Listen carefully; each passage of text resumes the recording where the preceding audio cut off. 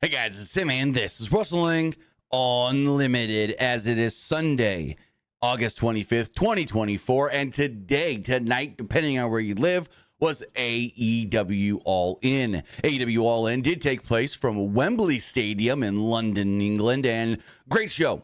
I will say, awesome show. Didn't make sure my fan was on because it's kind of getting warm in here. Anyways, here's my issue. I got no notes on the pre-show matches. I saw the end of the 10-man tag, and that was it because I thought the show was starting later than it was. That's on me for not doing my due diligence. But what happened was, woke up this morning, and I go straight to the AEW YouTube and go, what time does this pre-show start? And it said 4 p.m., 4:00 p.m. So I go, that sounds late, but cool. I got time to go run some errands, run around town, go to the Costco, and as we're at the Costco, look at my phone on Twitter, and people are toasting about the pre-show, and I go, what happened? And I guess it started earlier than I thought, so that's on me, not doing my due diligence and knowing exactly what time the show was supposed to start, just looking at the YouTube and it being labeled wrong or something. I don't know, but it said 4 p.m., and that's what I ran with. That's what I thought. So we will run down everything. I have all the results, but I don't have any notes for the pre-show matches, and that's on me. That's on me, but we got everything for every other match. I thought the show was great, awesome, fun. There were things I really, really liked, things I really didn't like, things that were just in the middle, and we'll talk about all of that once we get going. I want to say thank you to everybody that is here joining, whether you're watching on YouTube, Twitch, or listening later on podcast services all around the globe. We really do appreciate it. If you are watching live on Twitch, you can help us out a couple of different ways. You can either help us out by hitting that donate button down below or by donating Twitch bits in the live chat. Also, remember, you can help us out by subscribing to the channel one of two different ways. You can either subscribe with a tiered subscription or you can subscribe with Amazon Prime, because remember, if you have Amazon Prime, then you have Prime Gaming. Prime Gaming gives you a lot of cool things like free games, free stuff for games, and you always get one free subscription to any Twitch channel you want to subscribe to throughout the month, and I'd greatly appreciate it if you did right here, Pro Wrestling Unlimited. Also, remember, you can help us out over on YouTube. Hit that subscribe button. That way you know when we post new videos, that way you know when we go live, and that way you know when we post to the community tab. If you want to support the channel another way, you can do so by becoming a channel member and hitting the join button. Hit that join button to become a channel member, whether that's only at the $1 tier or anywhere else. We greatly appreciate any way you guys can support. It helps the channel keep going, whether that's as a channel member on YouTube or patreon.com/PW Unlimited. And finally, remember to get your comment, question, or concern read live on the air. You could do so by donating a super chat in the live chat. Finally, head over to the Epic Game Store. Head over to the Epic Game Store and buy something. Whether you're buying a new game, whether you're buying an old game and you're claiming a free game, or getting bucks for Rocket League, Fortnite, or Fall Guys, use our code right here, PW Unlimited, at checkout, and you will be supporting us at no extra cost. Remember, maybe you're getting that new Black Myth Wukong that's blowing up all over the world. You're getting into that new Doom Absolution season of Fortnite. Maybe you want to get these new SpongeBob skins in Fall Guys, or you're claiming the free games, which right now is Gigantic Rampage Edition and the Callisto Protocol, which is a great game. Use our code PWU NLIMITED for all Epic Games and Epic Game Store purchases. So, as we get going here, before we talk about any of the matches, there are some big announcements that were actually made by AEW on the pre-show. So the first announcement was that AEW, next February, they are going to Australia. AEW will be running AEW Grand Slam in Australia on February 15th. Let me pull up the full press release on that. I think I have it right here.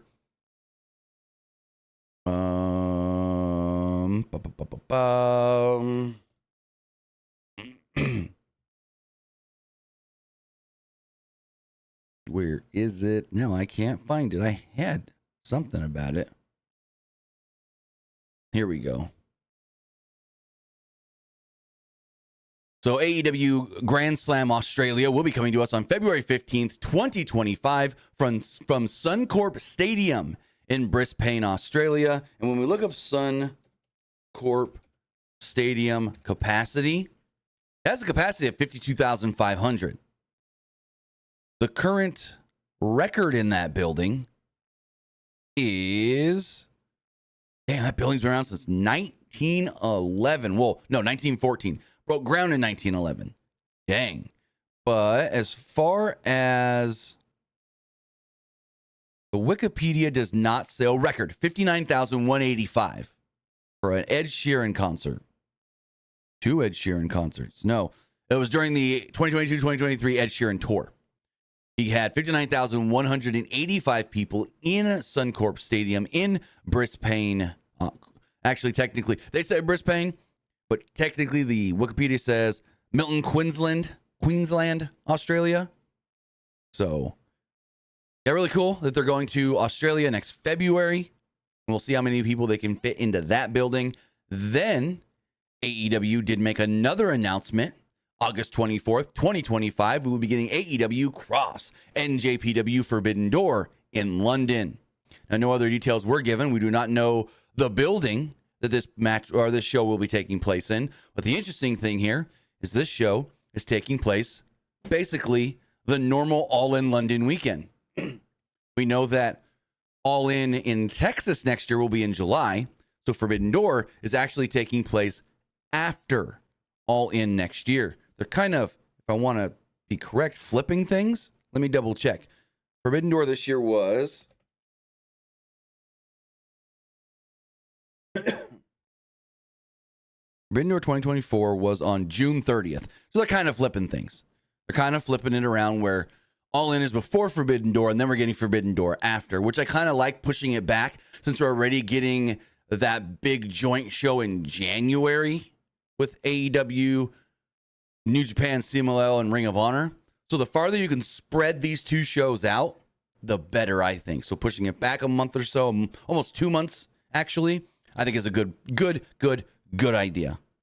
So those two shows were officially announced. Again, we are getting Grand Slam Australia on February 15th from Brisbane, Australia. And then we are getting AEW NJPW Forbidden Door from London. Not sure where in London, on August 24th.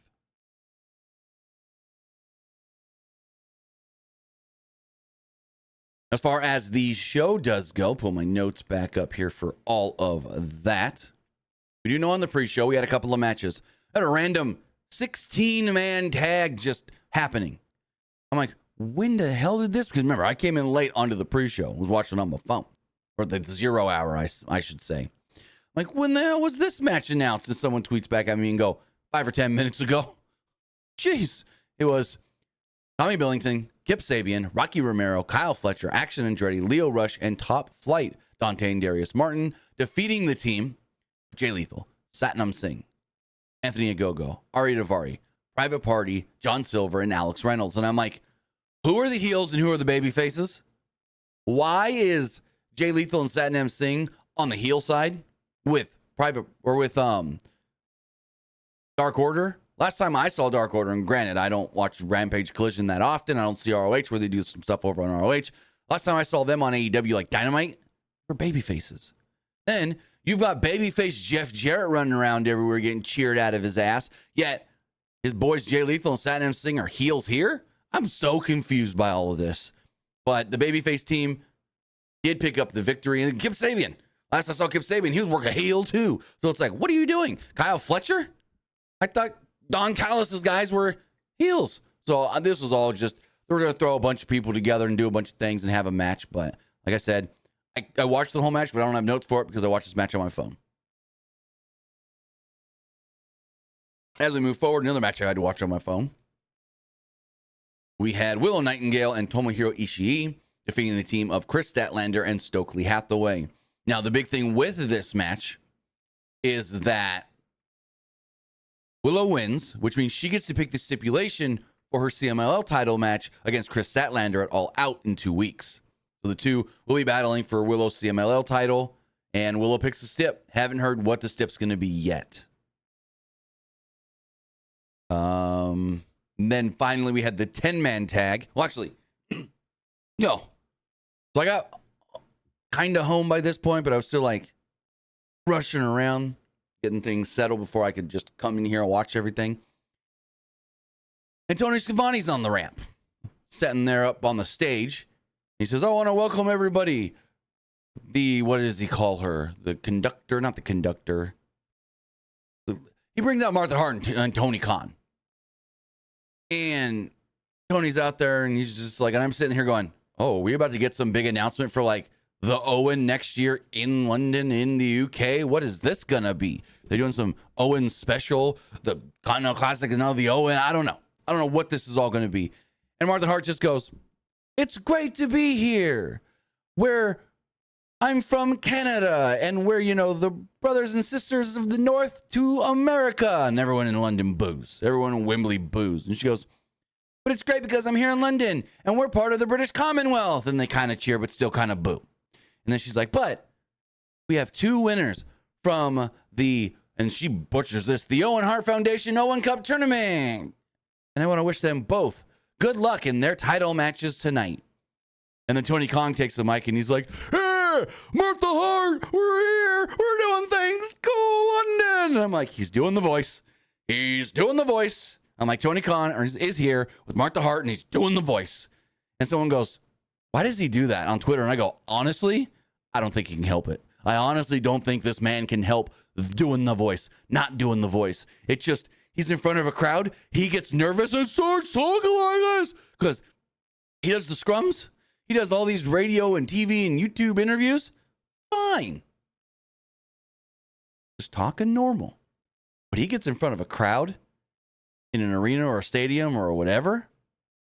And he starts talking like this. So I don't know what it is about Tony Khan, but. And then to round out the 0 hour, even though it was multiple hours, the 0 hours, we had a 10-man tag that was announced on Collision, so we knew about this one. It was Dustin Rhodes, Sammy Guevara, Katsuyori Shibata, and the Von Erichs, Ross and Marshall, defeating the team of Mike Bennett, Matt Taven, Brian Cage, Bishop Khan, and Toa Leona. Like I said, I watched this one, but I don't have any notes. I just know it was a big party match. A lot of shit went down. We had 2 Wolverines. Brian Cage came out dressed as Wolverine, which that's his thing. Let the Swolverine be the frickin' Swolverine. Sammy Guevara. Well, Sammy Guevara comes out here wearing his own Wolverine get-up. And I'm like, what kind of multiverse is this? We got big old Swolverine. And then we got a little tiny Sammy-rine, whatever you want to call him. Sammy Guevara-rine or whatever. I don't know. I don't got a name for it. Comes out the Spanish god. Is Spanish Wolverine? I don't know. Anyways, got a multiverse situation here with 2 Wolverines on different teams. And it was pretty cool. But at the same time, it's like, just let Brian Cage do his thing. Why are we not coordinating? If one guy's a Wolverine, and you know that he's going to be a Wolverine on just about every big show, let's be a fucking Wolverine. Anyways, Elm Street, we don't need any of the negativity here. So if you're gonna be like that, we're gonna time you out. We're gonna man you. So this is your one warning. We don't need to be like AEW sucks. I didn't watch it. We don't need the tribalism stuff here. You're still doing it. You're getting timed out, bud. We're gonna time you out.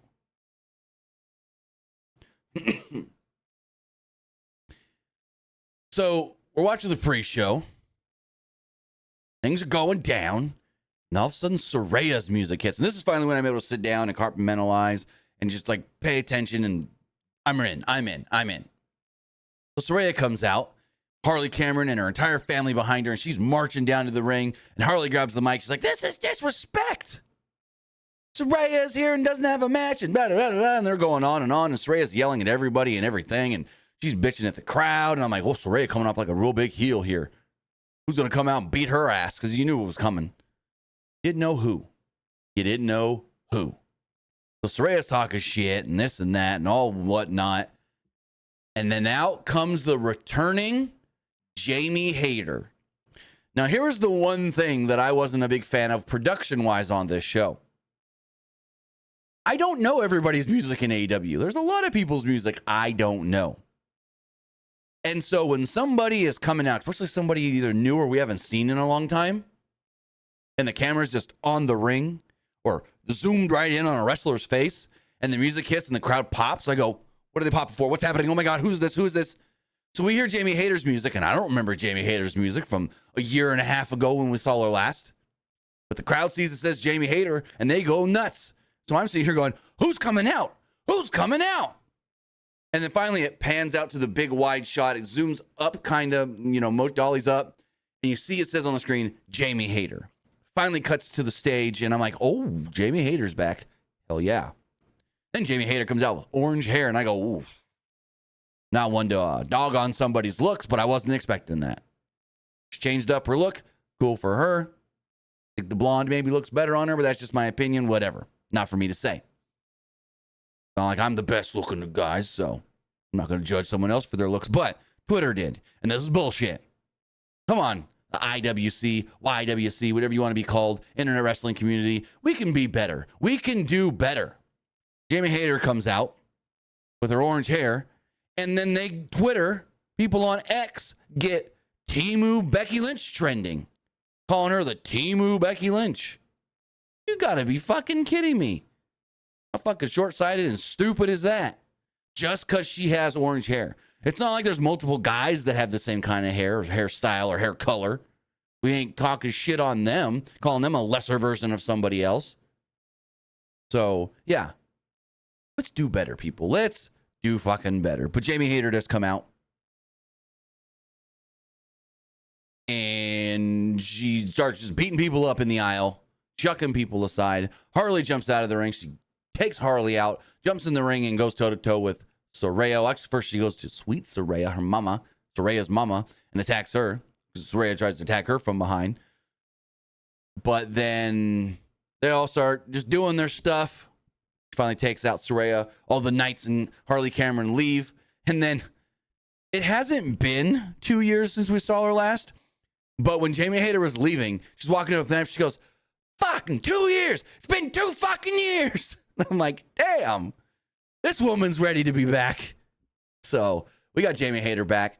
She was in a mood, and I can't wait to see where this all leads to. A lot of people thought maybe she would return and help Britt Baker, but they kept her far away from all of that. So we got about 10 minutes left on the pre-show at this point, and we hear music hit. And they let us know, they, as in Renee Paquette and RJ City, who are great together on these pre-show panels and these post-show panels and just all the things that they do together. Like I always said, the best panel or hosts together that I've ever seen in wrestling were Renee and Bryan Danielson. I think Renee and RJ are just slightly better. And maybe that's because RJ is just a better interview talk host guy than Bryan, but Bryan was still great. When they did talking smack and all the other stuff they did together, I thought they were great together. But all I'm going to say, I think RJ City maybe slightly a little better. Anyways. So we start getting the entrances for the ladder match, what they called London ladder match, which I don't know why it's got to be called a London ladder match when it was no different than any other regular ladder match. Nothing special that made it a London ladder match. But this does kick off the show. It was the Patriarchy defending their tag titles against the Bang Bang Gang, the House of Black, and the team of Pac, Claudio Castagnoli, and Wheeler Yuta. And let me pull up the Wikipedia here for numbers, times. AEW All In. Because I didn't get match times, but the Wikipedia's got them. So let's pull that up here. Camera's going to look weird for a second, but there we go. As far as this match is going, the pre-show matches as well. So the 16-man tag went 11 and a half minutes. The mixed tag went 8 minutes, 10 seconds. And the 10-man tag went 10 minutes, 10 seconds. So this match here went almost 19 minutes. It was 18 minutes and 50 seconds. It's just your typical ladder match. This is hey, we got ladders, we got tables, we even got some chairs. We're going to use them all. The match starts and Christian immediately runs away. Christian's just like, bye-bye, I'm out. I'm not going to do any of this right now. Christian runs away and all the other teams just start going at it.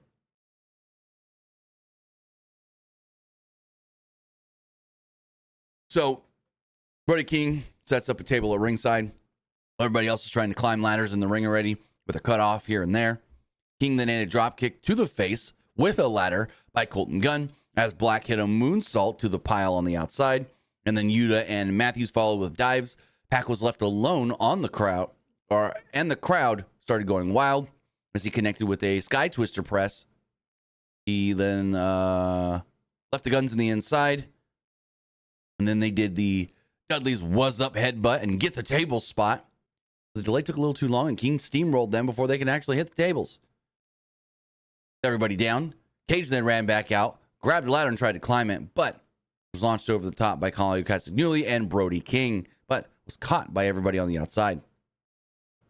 Mother Wayne then starts climbing the ladder, and I go, how is this going to work out? What is going to happen? And the Guns go in to the ring, and they start like shaking the ladder a little bit, and they're like, she's like, I'm getting down, I'm getting down, I'm getting down. They're like, go, come on, get down. I thought like they were going to start to tip the ladder with her on it, and Killswitch is going to catch her or whatnot, but that's not what they did. That's not what they did. She just climbed down, and I think it was maybe Nigel who was like, she doesn't have the best shoes right now for climbing a ladder and them chunky heels.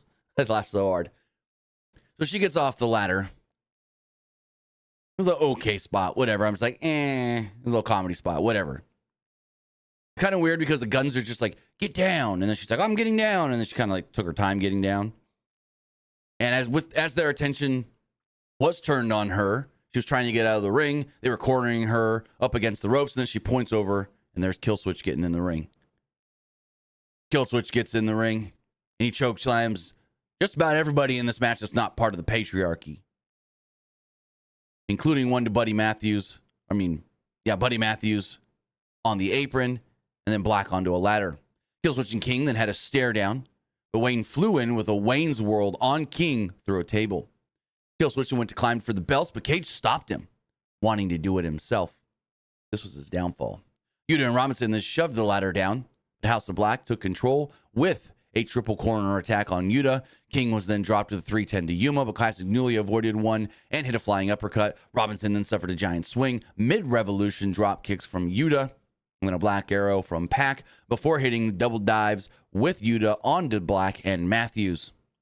King and Castagnoli then slugged it out on a ladder, but the Guns cut them off with chair shots. Some hard chair shots, too. 3 ladders were then brought into the ring, and then we get a spot that was dumb, but not dumb because it just took way too long to set up. So Claudio's on one ladder, Brody King's on the other ladder, and they got tables set up on either side of this ladder. Austin jumps on, I want to say Brody's back. Colton jumps on Claudio's back, and they start climbing the ladder with the Guns on their back. They get to the top of the ladder, and they hold hands, Claudio and Brody. And they're just holding hands, but they're not holding the ladder. So as soon as they let go, they're going to fall through these tables. And then eventually, I think it was one of the Guns who was like, go, or they yell something. So they let go, and they just fall through the ladders, or the tables. And I'm just like, that took too long to set up, and that was too contrived, and meh. It was a whatever spot. Which, when you're doing spots like this, it shouldn't come off as a whatever spot. But because it took so long to set up, and you could see where it was going, and like, cool. When Austin jumped on Brody's back, it didn't seem like this is super set up, this is a spot, I have to stand here, I have to wait. No, Brody was already starting to climb, and he jumped. Claudio was just standing there. He saw Austin do it and goes, oh, crap. And you could see like he, with urgency, jumped on Claudio's back, and they started climbing. So someone seemed a little off there, maybe a Colton Gunn. There are some fast sequences at one point from Matthews and Wayne, who hit another Wayne's World, but he hit a ladder to the face by Black. Wayne then sent Black to the floor and hit a running destroyer from the ring to the outside through a table. Robinson then threw in a massive ladder as he climbed up. He was crotched by Cage. Like, this ladder was so tall that it was hitting the titles hanging above the ring. When he was crotched, the ladder also landed on him and hit him. Cage then grabbed some spray from Mother Wayne and misted Yuta in the face with it. Yuta fell off of a ladder here, took multiple chair shots as well to the back. Robinson then hit a low blow on Cage, blocked the spray from Mother Wayne, and it misted her instead.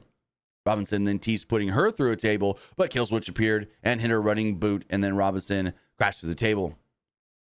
Killswitch then helped Cage up the ladder, but Matthews put a stop to it. Throwing the ladder in his face, Matthews then climbed a short ladder as Cage leapt from one ladder to the other, putting Matthews through a table with a spear. Kill switch, then put Cage on his shoulders and climb the ladder, but Pac would make the save here, booting Cage down and then grabbing one of the belts to win it for his team. So the makeshift team of Pac, Claudio Castagnoli, and Wheeler Yuta are your new AEW World Trios champions. Now, we don't know what's going on with the Ring of Honor 6-man tag titles as far as like, we do know actually. I take that back. Those are on Dustin and the Von Erichs, but they're just relegated back to Ring of Honor, which is dumb, which is stupid. It's like you merge these belts for a month to split them back up. For what reason? Why did we merge them? Oh, because we don't need 2 sets of 6-man, 2 sets of trios titles. We got 2 sets again. So dumb. But cool to see this team win. Pac, Claudio, and Wheeler. Black and King then got into the ring and showed some respect, shaking Pac's hand. Shaking and raising, actually, Pac's hand. So, yeah. I guess the most to talk about from this match was Mother Wayne got involved. She climbed a ladder and then almost got put through a table. Well, they teased putting her through a table. And before her son signed with AEW, she did nothing in the wrestling business. Nothing. Like, she was married to a wrestler, old Buddy Wayne, but to my knowledge, never did anything with him in wrestling. She was a model. Still is a model, I believe. But, yeah, she just did her modeling thing, was married to him, they had a kid. Kid became a wrestler, signed with AEW, and they wanted to use her. And she said sure. So now she's part of AEW. Cool for her. Now her and her son are getting paid. Next up, in a match that I felt was too early in the show, but it worked in the end, Toni Storm defending the AEW Women's World Championship against Mariah May. Well, this match was really, really, really good. This match was near great. There was something about it that I couldn't put my finger on to me that was like, I wanted just a little bit more from this match. After the 9-month build, I felt like there was something missing and I can't really put my finger on it as to what. So it's like, if I'm going to give this a star rating, I may go 4. If I'm going to give this a star rating. So like, we can start doing it, star ratings out of 5. I can start doing that. If I'm going to do, and I didn't see the pre-show matches, so I'm not going to rate those. But as far as like the tag ladder match, the trios ladder match, give it a 3, 3.5 max. It was fun. It was long, but it was fun. And it accomplished a lot of things, and it got the crowd really going really early. So, yeah, as far as this match goes, I think I'd give it a 4. Because there was just something about it where I'm like, needs a little more. Just needs a little more. And the match itself also did go 15 minutes and 15 seconds. So as we're doing the entrances here, we learn, and this is important for later, Mariah May's mom is sitting ringside. She's sitting in the front row. You get a special entrance for Toni Storm. They do an entrance where it's like, oh, she's been, what's the word I'm looking for? Memorialized in Wembley Stadium since 1924 or whatever. Cool, I guess. Luther returned on stage with her. And after an early stare down, both ladies immediately turned it into a hockey fight, dodging one another's finishers early as well until May hit a shotgun dropkick. Mina Shirakawa was shown in the crowd watching the show, sitting over next to one Rachel Ellering. Storm then started no-selling some chops that led to a chop battle. Storm faked high and hit DDT. May avoided a hip attack in the ropes and connected with a power bomb to the floor. May spat in Luther's face as back inside the Mariah go-round spinning. She had a Mariah go-round spinning side slam. That kept Mariah in control. There's a handstand head scissors out of the corner as May slaps Storm, bringing her to her knees. So similar to what we saw in Calgary, May had Storm kind of cupped on her chest, just kind of looking at her. She plants a kiss on her forehead. Storm briefly fought back, though, only to be flattered with a May back suplex. Storm rolled outside, and May hit a leaping knee off the apron, as May herself took a pretty gnarly bump off of this, like, damn. May then walked over and planted a kiss on the forehead of Nigel McGuinness before a shotgun dropkick flattened old Luther. May then would walk over to her mother and just out of nowhere, slap her. May literally, let me read that sentence I wrote again. May then walked over to her mother and slapped her. Toni Storm then flying with a hip attack through the ropes. Storm Zero on the ring steps. Storm then walked over and consoled Mariah's mom, clutching her to her bosom. May is now bleeding at this point, not sure exactly from what spot. Storm unloaded 10 punches inside the ring. Multiple beals sent May flying before Storm went for a roundhouse shot, only for May to spit in her face. So she's spitting Tony's face, she's spitting Luther's face. Storm then hit a choke bomb and got a 2 off of it. May fought back with a corner high kick and a missile drop kick from the top. There was multiple sweet cheek musics that connected, but as May went for a 4th, Storm popped up and hit a huge lariat and a German suplex before delivering a sweet cheek of her own, and then a Storm Zero for a close 2. May flipped Tony off. Tony grabbed the finger and kind of like broke the finger, I guess you would say. The two then had a slapping and a slugfest. Referee Aubrey Edwards then tried to step in, but got shoved away by both ladies, who then would low blow each other. And here's my question to you guys. Let me know in the live chat or the comments below. In a men's professional wrestling match, a low blow is a disqualification. In a female wrestling match, I've never seen it. Would a low blow, if the ref sees this, would this low blow be considered a disqualification? That's my question. If Aubrey would have saw both low blows, could and should she have called for the DQ? That's my question. Could and should she have called for the DQ in a woman's match? I really don't know. So May dodged a Storm Zero and hit a Mayday, but Storm kicked out. Crowd goes wild. May then tried to grab the woman's title, but Luther had a grasp on it as well and stopped her, flipping May off in the process. May opted to grab the bloody shoe, but Storm stopped her. May begged off.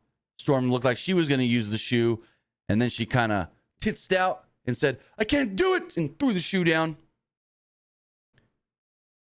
So Storm couldn't bring herself to do it. May then got a jackknife pin attempt and only got a 2 off of it, but then popped up, hit a running knee to the neck, kissed Toni Storm on the head, hit her with a Storm Zero, and pinned her to pick up the victory. So with that, Mariah May is our new AEW Women's World Champion. May celebrated up the ramp with the title as Storm got to her feet, looked around, and smiled. And according to old RJ City on the post show, which I did see some of the beginning of the post show, but those post shows go so long, I couldn't wait. Anyways, according to him, he's like, cameras caught Toni Storm after this match. Now I don't know when this footage is going to get out there, but she literally just walked out of the building in her gear. Toni Storm is out of her mind and crazy and just literally is on the streets of London with no cell phone, no purse, no nothing, just in her gear walking around, according to RJ City. So we'll see what this leads to with the Toni Storm character. I don't know, though. They also Mina Shirakawa happy in the crowd as well.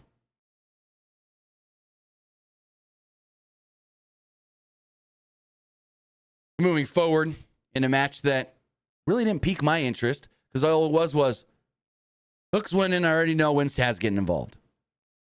Very, very predictable kind of match. So this one never really pulled me in and got my interest. It was basically a 3-on-1 handicap match for the entire time. It was Chris Jericho defending the FTW title against Hook. Jericho had Fozzy play him out. Then they tease us. We hear the the Taz countdown, and I'm like, oh, we're gonna get it. We're gonna get it. No, they don't play Taz's freaking music. We just get the Hook music. And I'm like, you had me. You're tugging at my heartstrings. Because I always liked the Taz theme song. Or the entrance music, whatever you want to call it.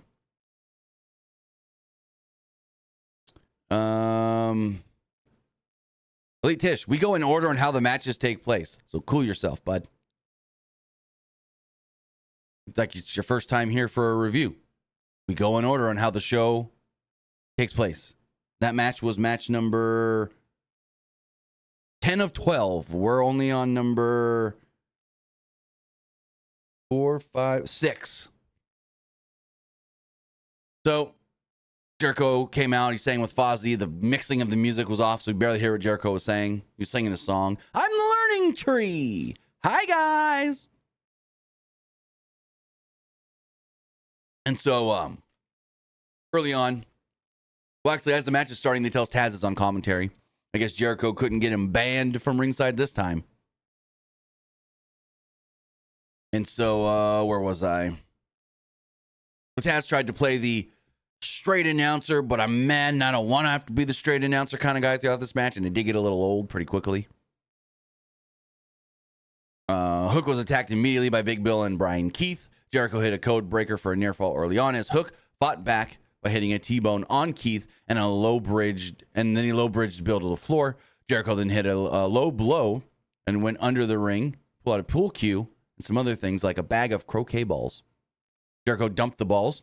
The balls were so far apart that when Hook hit the back suplex, he missed all of them. All of them. Hook then grabbed a cricket bat that said "Hi Guys" on it. And they're like, oh, that was probably supposed to be Jericho's bat and whatever. Jericho put that under the ring. And so he uses the croquet bat. He hits Big Bill. He hits Brian Keith with it. Then he puts it around the neck of Chris Jericho and he hits T-bone suplex. Keith then smacked Hook with a trash can lid, allowing Jericho to lock in on walls of Jericho. Hook escaped and locked in on walls of Jericho of his own, but Bill broke it up. At this point, it's still 3-on-1 as it has been throughout the entirety of this match. And Big Bill set up a table with a barbed wire board onto it. Tried to put Hook through it one time and Hook escaped. He posted Bill and hit a low blow on Keith. Jericho then raked at the one good eye of Hook, because I forgot to mention, he had tape over this one eye. And so Jericho raked the one good eye of Hook and hit a trash can shot on him, but Hook then dodged a Judas effect and hit a T-bone. Hook then ripped the stuff off the eye, the patch, looks at the crowd and goes, I can see. And I'm like, well, then why the fuck were you wearing that in this beginning? If you didn't need it, why the... It didn't give Jericho any like some sense of security to know that I'm fighting a one-eyed man or something. It didn't help Jericho early on and to bait him into something. No, just eventually he was just like, oh, I got to take this off now. So dumb. So stupid. He just rips it off. And he and Shivani at the same time just go, he can see. And he's like, I can see. And I'm like, man, that was a stupid spot. Man, that was dumb. Like, why even wear it? I get why to wear it, because Jericho wizard flashbanged you in the eye. Messed up your eye. Okay. But then you just take it off and go, oh, no, I'm fine. Dumb. Anyways, what he should have done was wear it out during his entrance. And then like Jericho make a comment going, can you see me on this side of you? Oh, I'm over here. You can see me. Can you see me on this side of you? And then he just rips it off at the beginning. They should have played it up like he couldn't see from his left side at all. And Jericho will be like, oh, how many fingers do I got over here? Oh, wait, you can't see out of that side. And then him just go, rip it off, say, I could see from the beginning. That's what they should have freaking done. They should have played it up in a way that could have been to Jericho's advantage. And then, yeah. Dumb. He hits another T-bone suplex. Bill then grabbed a hold of him on the apron. Jericho swung a pull cue, but Hook dodged and Bill took the shot, falling off the apron and going through the barbed wire board and table. Brian Keith then went to run distraction with the FTW belt. And then Taz is sitting there and he's just like, you know, it's just 3-on-1. I get it. These are the rules of these matches. I made these rules, FTW rules. But I can't sit here anymore. I know I'm supposed to be a biased announcer and I can't take sides and this and that, but I just can't do this. And I'm like, Taz, get fuck on with it. We know you're getting up and you're going to get involved. Just do it. And Taz, it just keeps going on, but I can't do this anymore. And all of a sudden Excalibur goes, oh my God, Taz is getting up from the commentary table. Taz goes over, grabs Brian Keith off the apron, sweeps the legs. Brian Keith falls down. He puts him in a red room. Hook puts Jericho in a red room and Jericho taps. Now, I wasn't a fan of this match. This match did nothing for me. It was one of two matches that did nothing for me. So, yeah. If I'm going to rate this match, 2.5 stars. And again, this is just my opinion on how I felt and how I thought the match went. I always see people going, oh, this person gave this match this many stars, and this person gave this match this many stars, and I don't agree, and they're stupid. And it's all opinion-based. It's all everybody's own opinion. So that's what I'm saying. In my opinion, this match was 2.5 stars. Then the other match that I didn't care about was right after this. It was a tag title match. Triple threat tag title match. The Young Bucks, FTR, and the Acclaimed. Again, another match that I didn't really care about. That never actually pulled me in. That never really did anything to me to go, man, that was a great match. Ooh, that was super good. No. This match literally could have been a Dynamite main event or a top of the 9 o'clock hour Dynamite match. That's how, to me, just whatever this match was. Just, yeah. So the Bucks came out dressed as the Beatles, Sgt. Pepper, Lonely Hearts Club Band. And then they had a Tron to go with it, which is kind of cool.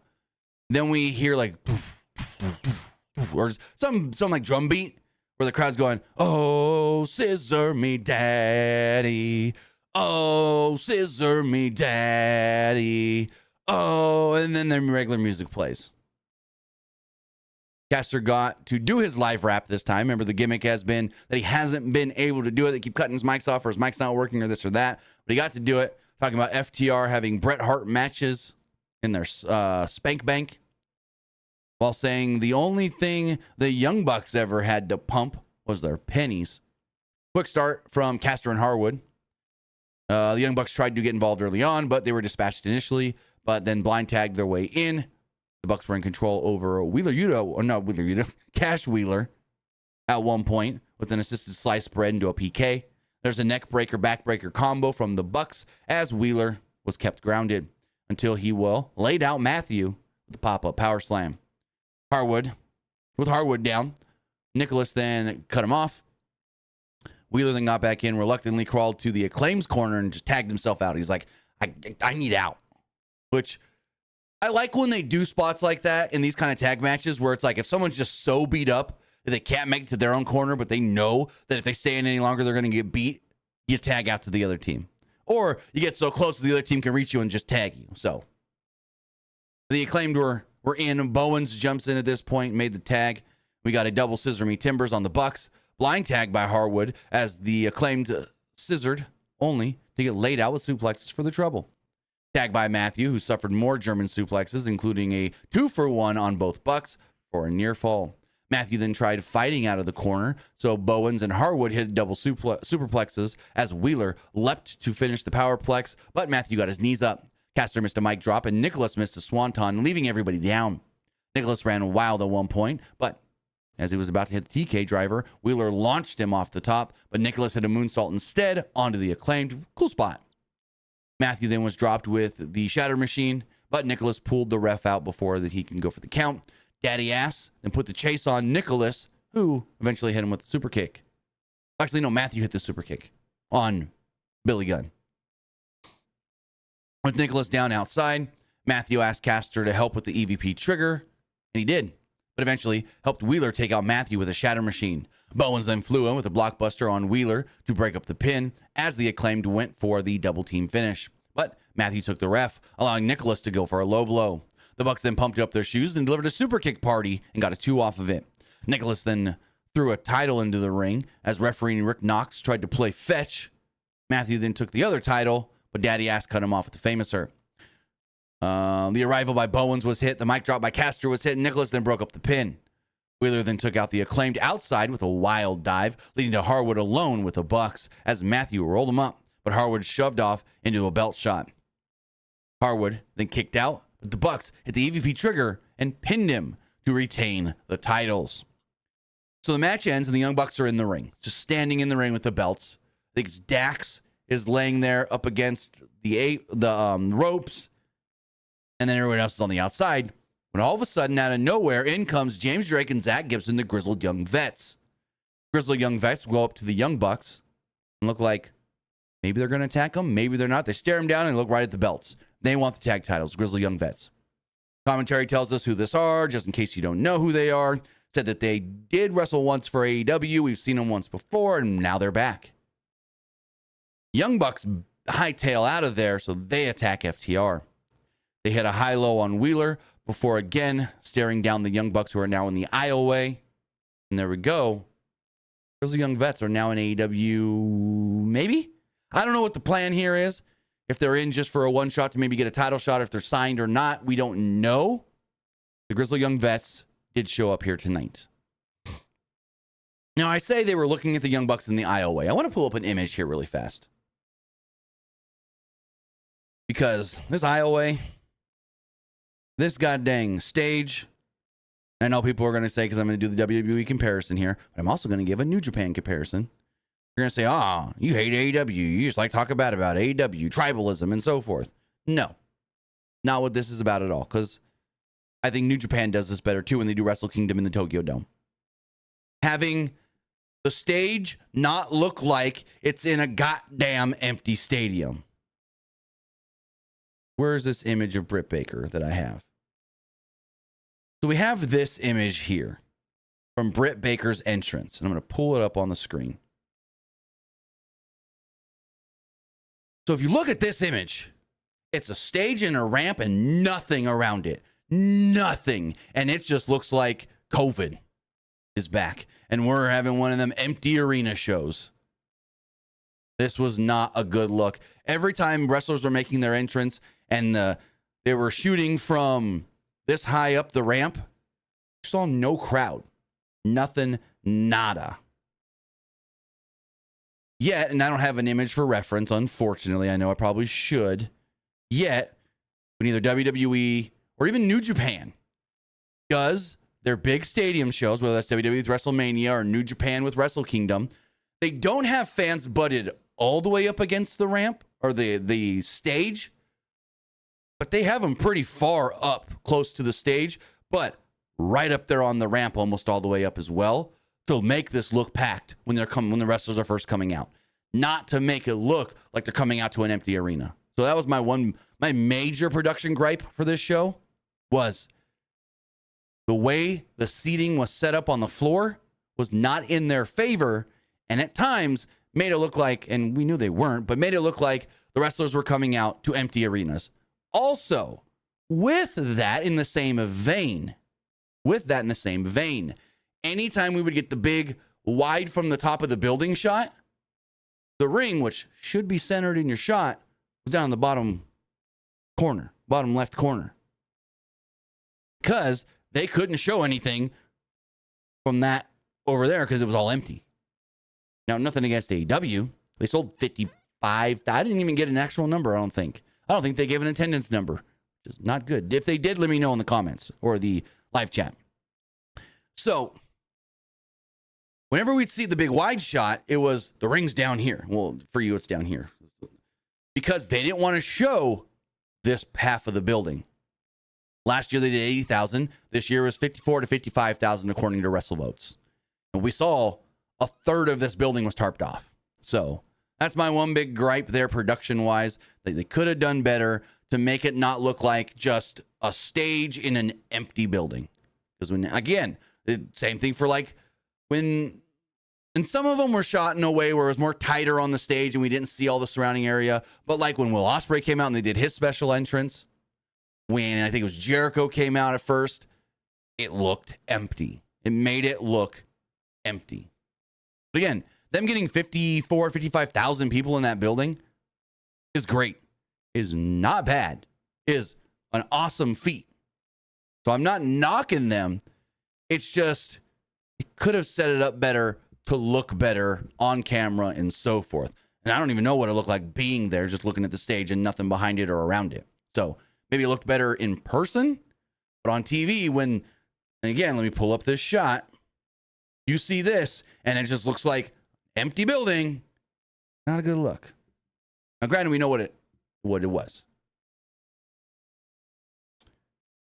So next up, we did have the Casino Gauntlet match. Oh, also my score for the tag title match, I'm going to go 3 stars. So moving forward, we do have the Casino Gauntlet match. And I'm like, all right, we're starting this off. Number 1, Orange Cassidy. Number 2, Okada. And I'm like, ooh, this should be fun. This should be cool. We're going and we're going and we're going. And then Christian Cage comes out eventually. I'll recap the whole thing, but I'm just going to give my overall level thoughts real fast. Christian Cage comes out and I go, oh, that's an interesting one. Okay, whatever. I'm not thinking he's going to win at all. Then Luchasaurus comes out next and I go, oh, shit. Oh, no. Oh, no. And then eventually Luchasaurus does the choke slam to Kyle O'Reilly, puts Christian on top of him, and there we go. And I'm just like, you got to be kidding me. You have this great, fun, cool gauntlet match with surprises and big names that could win this, and it's Christian. It's just mother frickin' Christian Cage with help from Luchasaurus. Kill switch.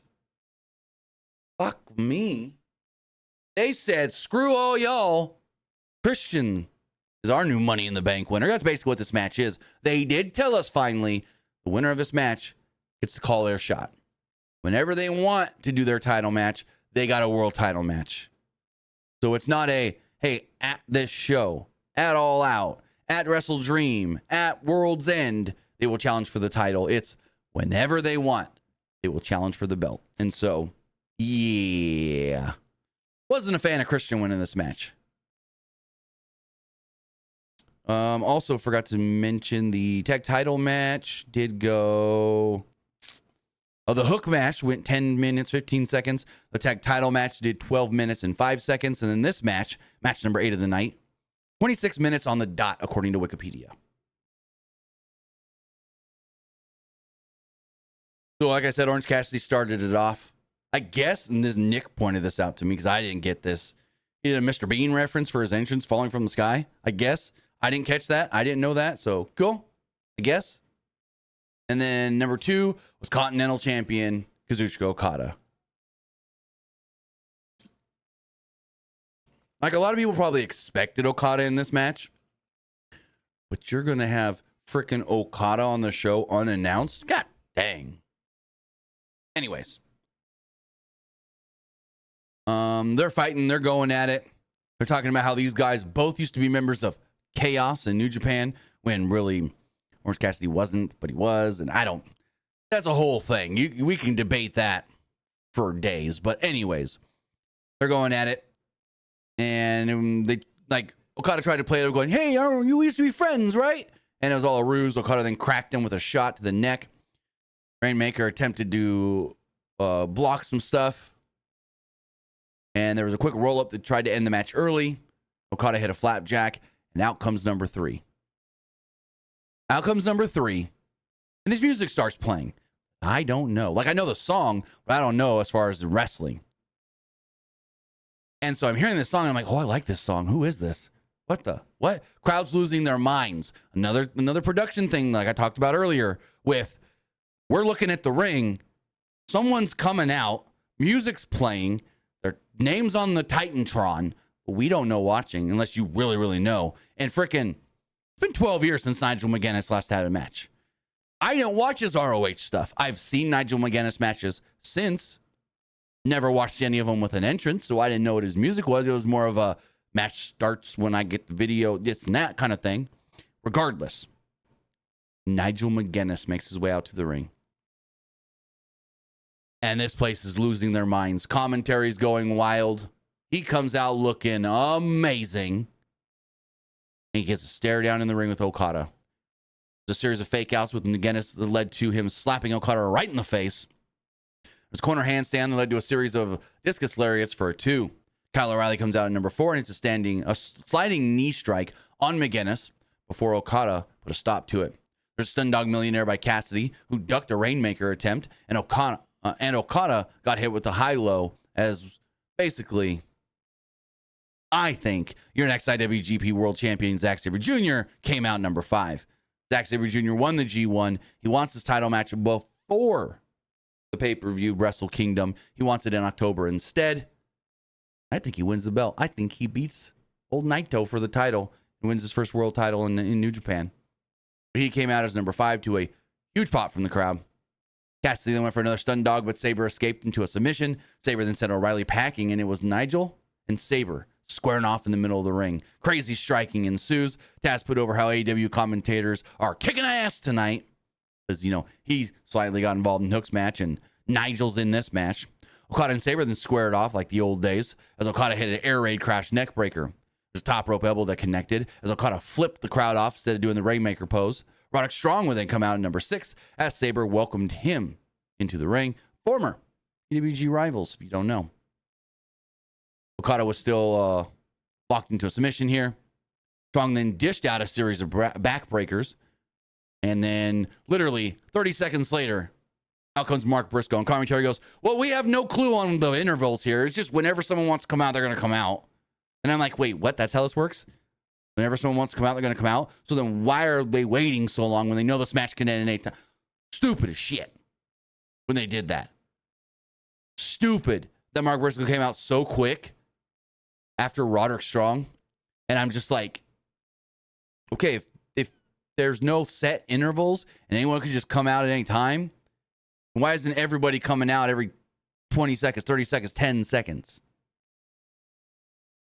Anyways, Mark Briscoe comes out, redneck kung fu, dished out on Strong and Okada, but Sabre sent him to the floor.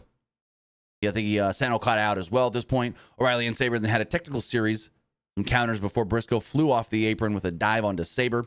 Cassidy then set up a chair, and Briscoe hit a dive onto Strong and McGinnis with a conglomeration standing tall in the ring. Number 8 was Hangman Adam Page. Page came out with just a fiery look on his face, ready to beat some ass. Dodged the shot from Cassidy. Took the fight to Briscoe and O'Reilly. Okada and Sabre were sent to the outside at one point as Cassidy was dropped with the fallaway slam. Okada then made a sliding dive, while Strong took a powerbomb on the apron. Cassidy then dodged a buckshot, but suffered a dead eye for a 2. Number 9, Jeff Jarrett. Jeff Jarrett then made his way out to a wild ovation from the crowd. They love him in goddamn the UK. Jarrett was a house of fire, hitting everybody in sight before doing the Fargo strut. Page escaped corner punches and powerbombed Jarrett from the ring onto a pile. Karen was on the apron, tried to grab Paige by the throat, but then she let go. As out comes number 10. Number 10 comes out, and it's none other than the debuting Ricochet. Ricochet comes out to a huge ovation from the crowd. Again, another one where their camera is literally like that on Hangman in the ring, and this music is playing, and the crowd sees the R on the Titantron and are losing their minds because they know it's Ricochet, but we don't know it's Ricochet. What is this music playing? Oh, they finally cut. We see the R then moves over, and the Ricochet. Ricochet comes out. He's wearing the vest, long vest deal with the hood on. He walks out, pops the hood off. He unzips it. He does to the sky in the ramp. Pyro going off. Probably the most pyro we had for anybody all night. He runs down to the ring, wasting no time showing off his speed and agility. Ricochet sent Page to the outside as O'Reilly and Strong were soon after thrown to the outside. Ricochet hit a springboard shooting star to the floor. Number 11, Christian Cage, hobbling down to the ring, clutching his ribs. He was wiped out with a dive from Ricochet. There's a buckshot lariat on Ricochet at one point as Page made the cover, but Okada lightly tapped him to break it up, pissing Page off. Okada escaped a deadeye attempt, but there was a rolling elbow from Page that led to a buckshot attempt, but Karen Jarrett hooked the leg. Jeff then showed up and hit Page with the guitar, and oh my God, did he hit Page hard with this guitar. They wanted us to know that Page was down and out and done. So there was a Rainmaker attempt by Okada on Jarrett, but Sabre ducked the Rainmaker and put Okada in an arm submission. Cassidy nearly stole it with a crucifix pin, though, as he and Sabre traded a wild series of pin attempts. Cassidy then hit an orange punch as Strong came in with an end of heartache, but Briscoe flew in with a froggy bow to break it all up. McGinnis then spun out of a J Driller, but hung up O'Reilly with Briscoe, and hit a Tower of London for a close 2. Strong then saved O'Reilly initially from a lariat, but McGinnis hit a bounce-back lariat. Cage then flew in with a spear on McGinnis. And Luchasaurus, not Kill Switch, it said Luchasaurus, come out as number 12. Cage was shocked. He had a face-to-face, but instead, looked like he was maybe going to chokeslam Christian. We knew he really wasn't. And then he grabs Kyle O'Reilly and chokeslams Kyle O'Reilly, puts Christian on top of him, tells the ref to count 1, 2, 3. Christian Cage wins the match, and Hangman's outside, furious, pissed off. Holy shit, the crowd's not liking this. Crowd is booing. And Luchasaurus, kill switch, puts Christian on his shoulders. Christian's got the what's the word I'm looking for? Christian's got the contract, holding it up, going, I won. Christian can now cash in that contract anytime he wants for a world title shot. Yeah. Not a fan of Christian winning. And that's not going to impact my rating. But if I'm going to give the match a rating, I would probably say 3.5. I'd give it a 3.5. So there's a lot of good action, a lot of great interactions and stuff, but it was one of those matches where it's just a spot fest match. It's just a lot of, you know me, I'm not a big spot fest guy. So it was just one of those, it was fun, it was cool, but it wasn't great or anything. It's just really, really good. So then, for the American, but now newly minted once again, International Championship, it was MJF defending against Will Ospreay.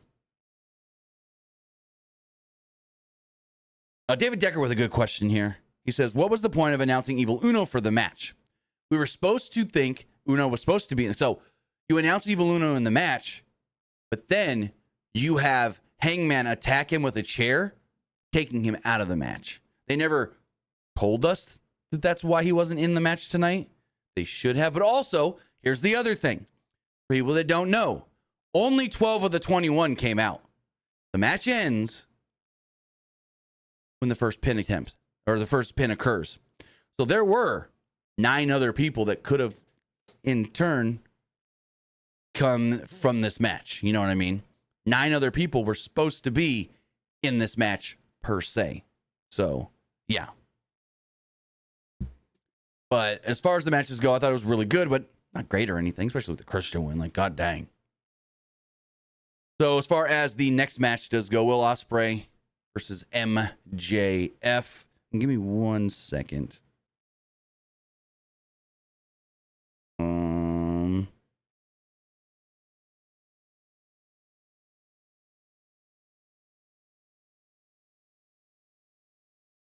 All right.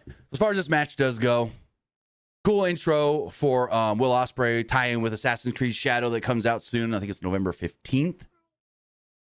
And then MJF came out wearing American red, white, and blue flag and all that, looking like old Lex Luger from 1993. Where was I? As far as the match itself does go, bell sounds. It's immediately a slugfest.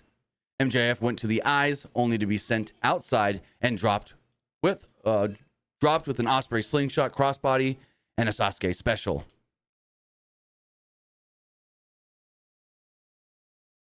Back inside the ring, MJF dodged a hidden blade and an Os cutter, but Ospreay avoided a tombstone, and we get a series of near falls.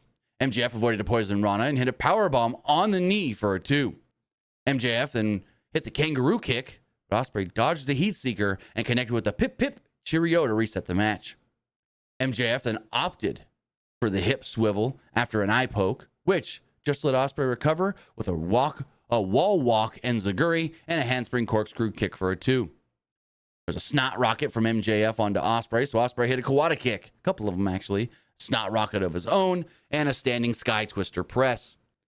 MJF then rolled to the floor. Crowd was into this at this point, and Ospreay wanted another Sasuke special, but this time MJF caught him midair with a tombstone. MJF said anyone could flip, and then he did a springboard moonsault to the floor. Almost didn't land it. He like landed and it was like, whoa, kind of thing, but yeah. I really actually like that spot where he's like, there's nothing special about you. Anyone could do a goddamn flip. Watch me. He does this damn springboard moonsault to the floor. So then he runs at Ospreay. Ospreay catches him in a Spanish fly and they just thud. On the floor, on the mats. And I'm like, oh, that looked like it hurt. They take the Spanish fly. MJF then was draped over the ropes. And I'm never a big fan of these spots. Berto, Del Rio used to do these back in the day kind of deals where he'd drape his opponent over the ropes and then he'd hit the double foot stomp and the opponent's just got to sit there and just hang on and just hang there and hang there and hang there. Yeah. But MJF did land a springboard. No, Ospreay landed a shooting star press for a 2. MJF then battled back with a crossroads, spiking Ospreay to a near fall. Ospreay avoided a brain buster with a stun dog millionaire, followed by an Os cutter and a double jump Os cutter for a 2 as MJF got the rope break. MJF faked a leg injury while dodging a stormbreaker, but ultimately hit a gnarly snap pile driver that spiked Ospreay for a 2. Both men slowly up to their feet as MJF popped Ospreay with a rolling elbow, but Ospreay floated over a lariat and responded with a stormbreaker for a 2. Crowds chanting for the Tiger Driver as Ospreay instead wanted a hidden blade, but MJF rolled to the floor. Actually, the apron, I think it was. There was an Os cutter attempt, but MJF kind of fell to his butt, and Ospreay misses the Os cutter. So that's setting up him eventually hitting it later. Ospreay, though, hits a Panama Sunrise on the edge of the ring, and they fall to the floor. He gets back in the ring, but the ref's counting 1, 2. He gets to 9, and Ospreay is still down on the outside, but eventually does make it back into the ring. So Ospreay just manages to break the count. MJF teases a hidden blade, but Ospreay collapses. There's a heat seeker that was dodged as Ospreay hit a hook kick and an Os cutter on the apron that actually connects. Ospreay then wanted a diving hidden blade off the apron, but MJF dodged, and Ospreay hit a cameraman instead, and the camera breaks. Like, he hits his cameraman. Cameraman falls down hard. Camera breaks. You see the eye lens pop off. It's like, oh, crap. And so MJF then grabs the American title and waffles Ospreay with it, who went for a charge, but Ospreay kicks out. MJF then hits the brainbuster, but again, Ospreay kicks out. MJF tries to go for the hidden blade, but this time Ospreay ducked, and MJF was sent into the referee, Bryce Remsburg, who bumped to the floor. MJF then bit Ospreay, yelled for the Tiger Driver, and Ospreay spun out, wanted the move, only for MJF to hit a low blow. MJF then put a foreign object on his hand, but a masked man would appear on the apron. He knocked MJF down. Eventually pulls the face mask off, and is none other than Danny Garcia. Old Daniel Garcia is back, and he's here, and he's, I guess you could say, helping Will Ospreay. Because after this, MJF's just down going, whoa, what are we doing here? What are you doing here? What's going on? And Ospreay's just like in the back, ready for that hidden blade, ready for that hidden blade, ready for that hidden blade. And eventually MJF gets to his feet. Garcia steps away, turns around, MJF that is, and boom, hidden blade. Ospreay then successfully connects with the Tiger Driver 91 and pins him to become the new champion. Post-match, Ospreay takes the American title, throws it aside. Christopher Daniels jumps in the ring and presents him back with the International Championship. With all of this, Dan Garcia is back on TV, but you would think, oh, does that mean he is re-signed? Doesn't seem like it, according to a new report from PW Insider that I'm looking for here. Here we go. Mike Johnson of PW Insider does write, Dan Garcia just returned to AEW, nailing MJF for unmasking during MJF versus Will Ospreay. He then puts an update on there saying, to correct my earlier note, we are told that Garcia is under contract with AEW through October and remains in discussions with the company. My line that he signed a new contract was incorrect as of that writing, and I apologize for the error. So Mike Johnson did originally write that he thought Daniel Garcia had signed a new contract, but he hasn't yet. They're still trying to work things out. They want to keep Daniel Garcia, but a new deal has not come to fruition, and they got about a month to make that happen. So as of right now, Daniel Garcia is back on television, but not back with a new contract in AEW. As far as that match time does go, 25 minutes and 50 seconds, and if I'm going to give it a star rating, I have to go 4. I would have gone 4.5,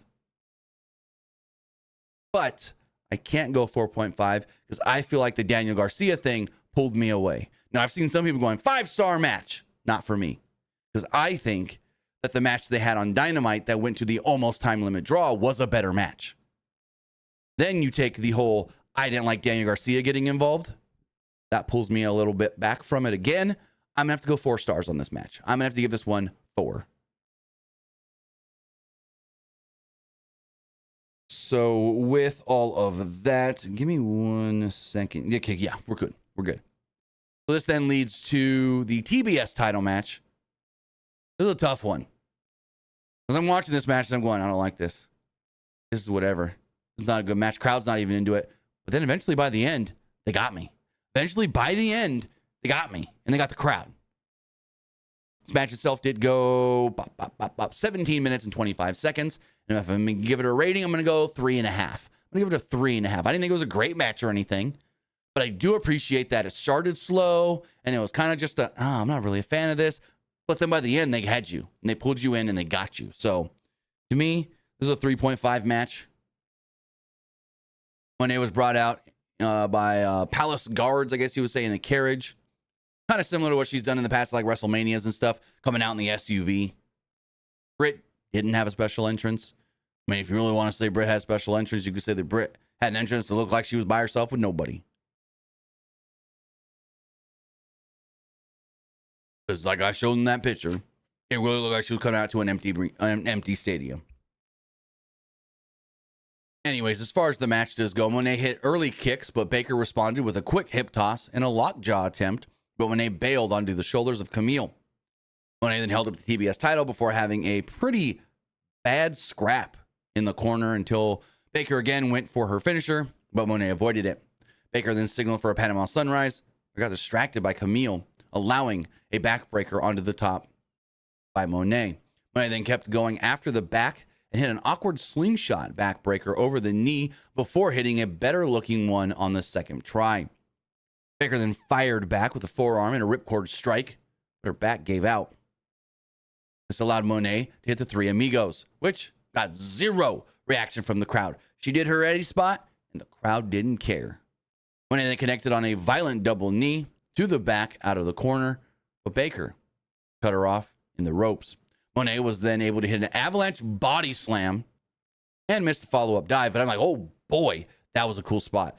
And right from here, I started getting in. And I'm like, all right, let's do this. Slowly but surely, they also started getting in the crowd. Monet with an avalanche body slam, like I stated, but missed the dive. Baker then tried a curb stomp, but Monet spiked her with a power bomb. Monet then charged at her, only for Baker to hit a cutter into the double down. Monet missed another charge and ate a discus forearm and a neck breaker as Baker connected with the sling blade and a butterfly slam. Baker then put on her glove, but Monet escaped the lockjaw, hit a neck breaker, and took the glove off and put it on herself. Monet then took too long to follow up, and Baker hit an air raid crash. Baker then regained possession of the glove and tried another air raid crash, but Monet rolled through. And then she tried to go for the money maker and the Monet maker, only for Baker to get a near fall. Monet then battled back with the backstabber to kind of reset everything. Monet then stomped on the back out of the corner as she wanted another avalanche body slam, only this time Baker spun out, and it was Monet who took the slam. There was a curb stomp from Baker as she went to go for the cover, but Camille seemingly put her foot under the rope, and the ref just stops counting. The ref's really watching all of this, watched her grab the foot, stopped his count before freaking Camille even let go, and if I was watching correctly, maybe I saw it wrong, but I feel like he stops his count and looks over at Camille and the foot as she's still got a hold of it. I'm like, come on. Really, fucking Paul Turner? These damn AEW refs.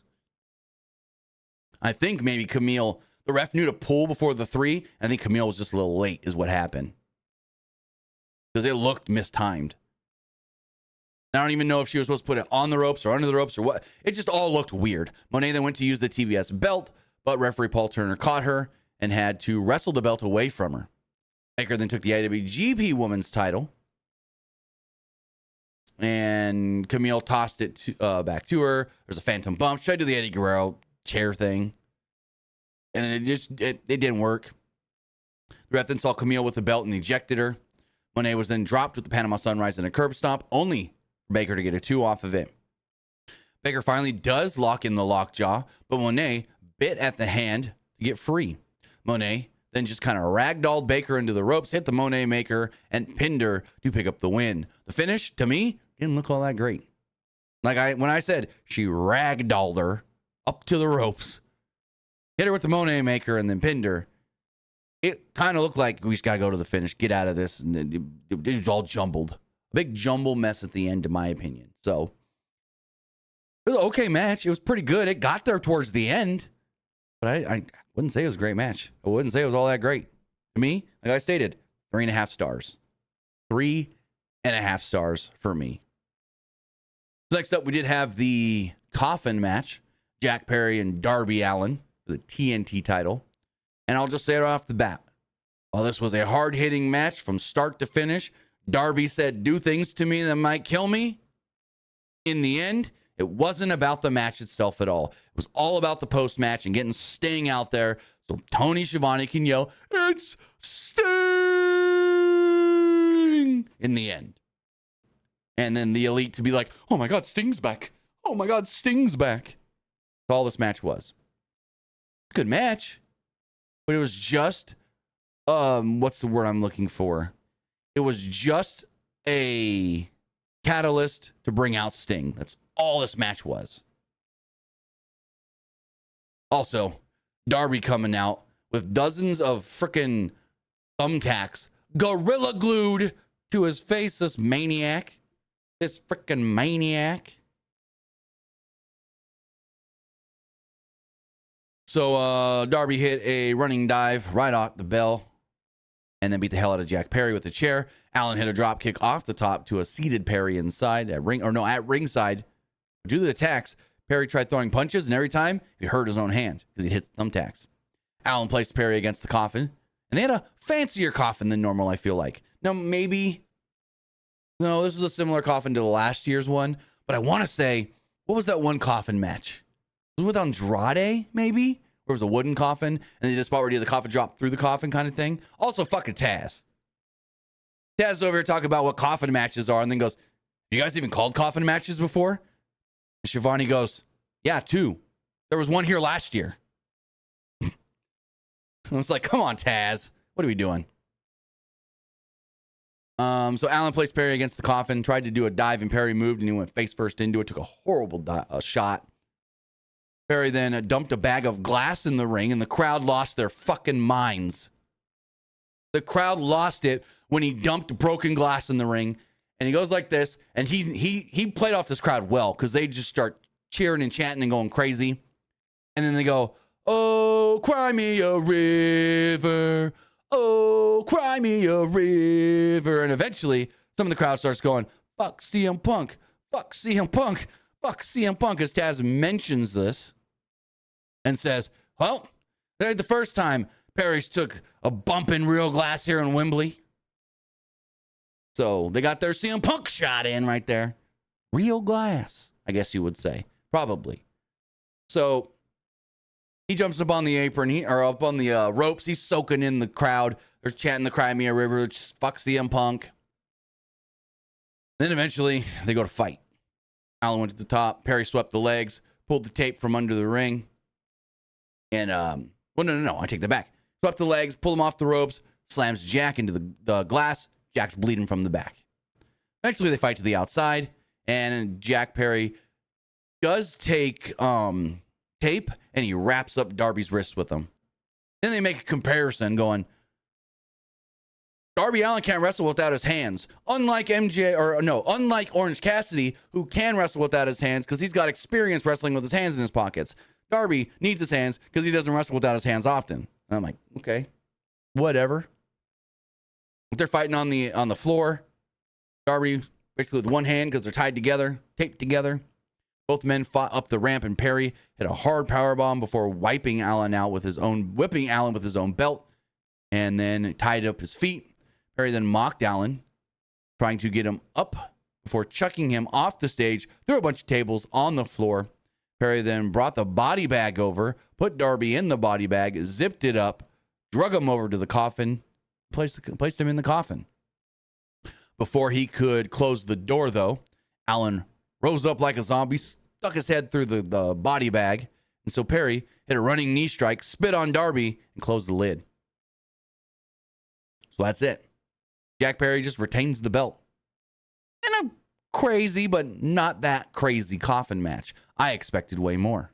I'm going to rate this match. I'm going to say, kind of in line with most of the stuff on the show that I thought, 3.5 stars. Post-match, the Young Bucks come down.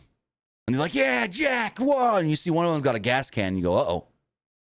Uh-oh. They start dumping gas on Darby in the coffin. They close the coffin back up. They dump more gas on the top of the coffin. And Jack's got a lighter. He's ready to light it. And then the lights go out. And then Seek and Destroy starts playing. And out comes Sting. It's Sting! So Sting makes his way out. The Elite run off to the ring. Perry decks Sting with a chair to the back.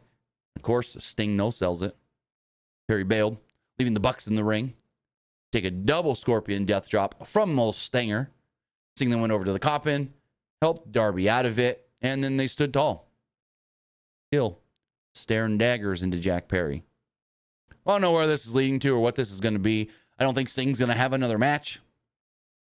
Maybe we get another match with Darby and Jack. But Darby's now got his sights, should have his sights, set on the world title at Grand Slam. Speaking of the world title, that was our next match. So the coffin match went 10 minutes and 40 seconds, which it felt kind of short. I expected more out of it, like I said. Then we had our main event that went 26 minutes, which was tied for the longest match of the night because the Gauntlet match also went 26 minutes.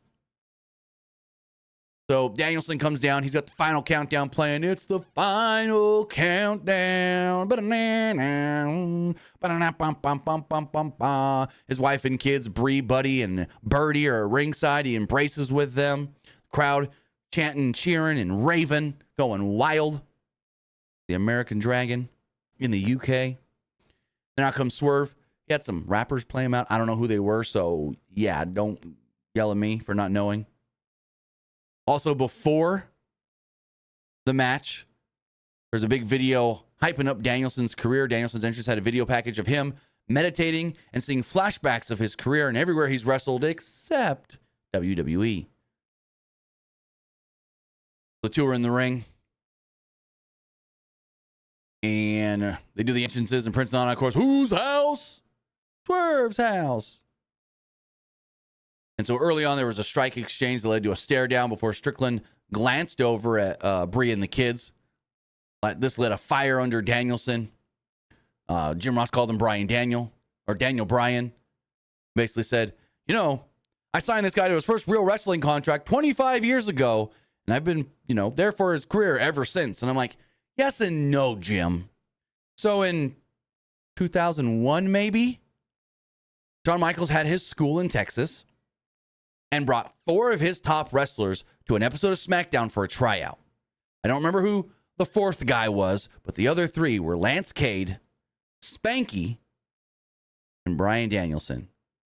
The 4 of them had a tag match. Danielson got a contract, a developmental deal. Didn't last long in WWE before going out to the Indies and becoming the indie god that he really is, but Jim Ross did sign him to a deal off of that match, so that is true. I don't know if Jim was involved in any more of his career before he came back to WWE or just followed his career on the Indies or something. I don't know about any of that. But yeah, Jim Ross wasn't wrong when he said, I signed Danielson to his first real wrestling contract 25 years ago. Because he did. He did get a WWE contract off of that tryout match that he, I want to say, wrestled in a mask as, not Bryan Danielson, the American Dragon. And then again, it was Lance Cade. Spanky was in that match, Brian Kendrick. And one other guy, all came from Sean's school. Sean got him a tryout match on a SmackDown taping, I think it was. So as far as this match does go, Swerve looking over at the family, lit a fire under Danielson. Danielson starts kicking him. Went for his shoulders. Strickland escaped the label lock, got a slingshot over the top, and he wanted to go for a dive, but Danielson sidestepped and Strickland landed on his feet. Danielson then springboarded off the top onto a somersault dive. Back inside the ring, Danielson charged. Strickland hit a tilt-a-whirl slam and a vertical suplex. Strickland kept Danielson grounded, zoning in on his legs. But as Danielson had a crucifix applied on the standing Strickland, he was on the apron and Danielson's leg clipped referee Paul Turner. Prince Nana then placed the ring bell on the apron and Strickland hit a Death Valley driver on Danielson. So Danielson's back of his head, the back of his head, hits the ring bell. We then see him fall off the apron to the floor. And when the camera finally cuts to him, bleeding from the forehead. What? The back of your head, guy, hit the goddamn bell. What the front hit? The mat on the floor? That ain't gonna bust you open. Regardless, Danielson bleeding for the rest of the match. Also, kudos to AEW for knowing that we're going to do blood in this main event. And blood's a big part of what this main event's going to be. And the kids seeing him all bloody. That we didn't do blood in like any other match other than the Mariah May Toni Storm match. Because blood was a part of that story. I am so happy that AEW didn't overuse blood tonight like they normally do on pay-per-views. So kudos to them for knowing blood's a big deal in these two matches. Nobody else bleed if you can help it. But, yeah, Danielson was busted open, bleeding from the forehead. Danielson eventually beat the count to get back in the ring. As Strickland questioned, why are you even doing this, especially with your family here? Strickland dragged Danielson in front of his family and stomped his face like Danielson normally does to people, holding the arms and just bonk, bonk, bonk, you know.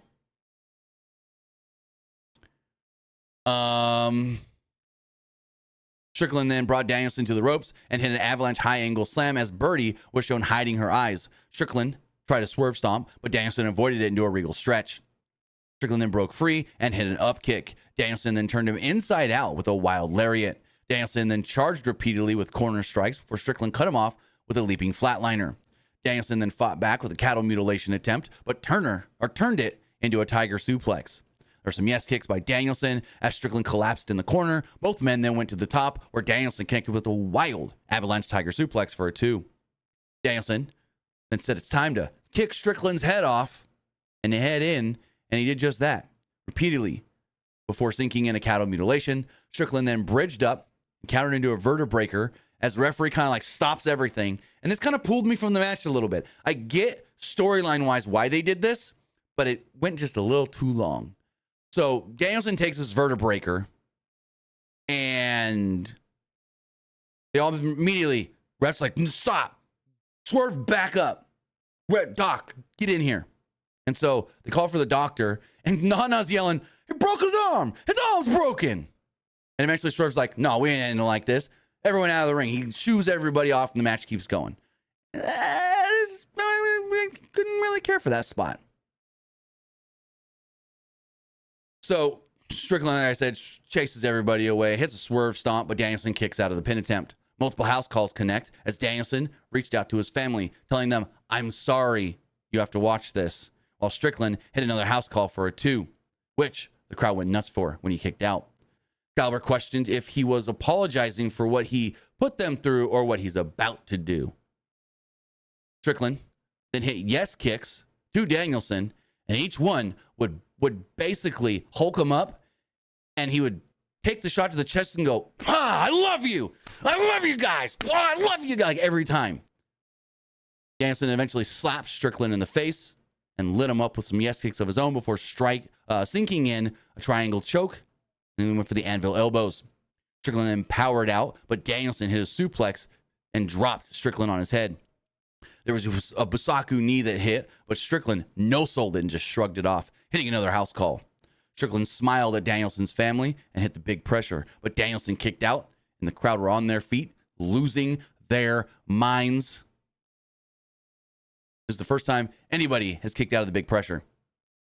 Strickland then mocked the yes chant, as all of a sudden, someone jumps the rail. We got some guy at ringside, and it's Hangman. And I go, what are we doing? What are we doing here? Why the fuck is Hangman here? We already had some guy just randomly shows up in a title match with Daniel Garcia in the MJF match. Now you're doing it in the main event? No, we don't need it in 2 matches. And this led to nothing. This really led to nothing. He's going wild. Prince Nana walks up to him and goes, "What are you doing here, guy? What are you doing?" And he shoves off Prince Nana. He starts yelling up at the guys in the ring. I don't know if he's yelling at Brian. I don't know if he's yelling at Swerve. Probably Swerve. And eventually security grabs Hangman. He throws a couple of them around, but then they all grab Hangman and they just take him away. And I'm like, what was the point of that? We getting Swerve and Hangman at All Out or something? Because he didn't touch either of them. He didn't do nothing but jump the rail and look like a crazy man.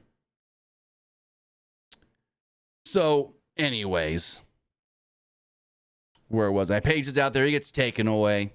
Strickland's attention is turned, but not for long. This does give Danielson a slight advantage. It's a Busaku knee. Strickland just kicks out, and then it's like, oh, that was for nothing. If that was supposed to distract Swerve, well, it really didn't. Both men then traded forearms, and the crowd starts chanting, "This is awesome," and then turns into headbutts.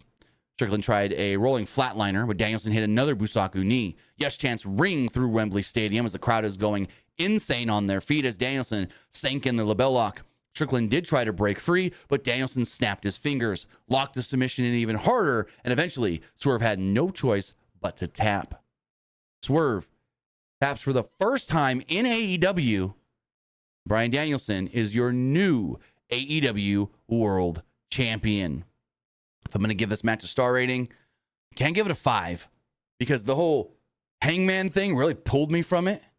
And the thing with the doctor pulled me out a little bit where I'm just like, we're stopping the match for the doctor. I get it storyline wise, but the way it just was like, doctor really didn't even check on him. Swerve just shoot him away. I'm going to go 4.5 on this match. I'm going to say this match is a 4.5 in my opinion. So the match ends. And immediately Claudio and Wheeler Yuta run down. I think Pac may have been out there as well, but I couldn't tell. They grab the kids. They throw them in the ring with Brian. They then say, "Bree, let's go. You want to jump in there too?" And then I think Nikki was there with her at ringside. And she's like, "Go, go." And Bree's like, "Okay." So they all jump in the ring with Brian. Final countdown's playing. Brian's trying to get the kids' attention. Birdie's listening. Buddy's playing with the confetti that dropped in the ring. And Birdie's trying to be like, "Buddy, get over to bed. Go to dad. Go to dad." And I thought that was funny. And then, yeah, we see the family together in the ring. We got the BCC minus Moxley in there. Pyro goes off, and the show just ends. They just say, "We'll see you back here in 2 years." And the show ends. Because we're not going to Wembley next year. Going back to Wembley in 2026 for All In. So, yeah. Brian got to celebrate with his family in the ring. Bree, Birdie, and Buddy. His boys in the BCC. Then the show goes off the air. No angle at the end. No real big celebration. I thought the celebration was going to have more pomp and circumstance, but it was like, do they just need to get off pay-per-view or something? Like they were just, boom, we're done. Lackluster kind of celebration, to be honest. Like they got the kids in there and they're like, all right, we got to go. So with all of that, though, I thought that match, 4.5. I can almost see myself giving it a 4, but I liked the way they played with the family enough to where it did raise me from a 4 to a 4.5. And I liked, they smartened up Birdie. Because at one point, Swerve literally yells at Birdie. Like he's like maybe 3 feet away from her, if that. He's like, "I'm going to bring your dad home. Your dad's going to come home because I'm going to beat it." And Birdie's like trying not to smile, but you can see that smirk on her face. Like, this is cool. This is cool, but I know I'm not, you know. So they smartened that kid up. She was doing the thing. She was good there. But with that, that was AEW All In. Overall, a really, really, really good show. Let me put the poll here on Twitch. What did you think of All In? I liked it. It was all right.